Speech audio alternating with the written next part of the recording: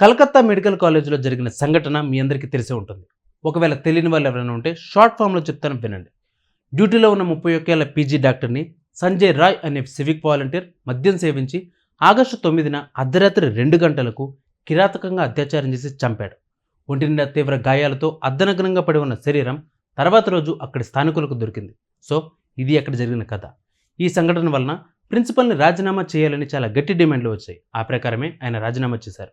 ఈ medical college principal Sandeep ఘోష్ని రాజీనామా చేయాలని విపరీతమైన వ్యతిరేకత వచ్చింది.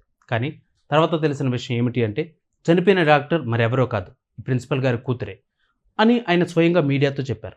అసలు ఈ దారుణం ఎలా జరిగింది, ఎందుకు ఆమెను చంపారు, వీటిపై ఈరోజు వివరణ ఇచ్చేందుకు ప్రయత్నిస్తాను. సో స్కిప్ చేయకుండా పూర్తిగా చూసేయండి. పోలీసులు తెలిపిన వివరాల ప్రకారం మహిళా డాక్టర్ శుక్రవారం తెల్లవారుజామున ఆసుపత్రిలోని సెమినార్ హాల్లో విశ్రాంతి తీసుకోవడానికి వెళ్ళింది. ఆ సమయాన్నే అదునుగా చూసుకుని అదే హాస్పిటల్లో పనిచేస్తున్న ఓ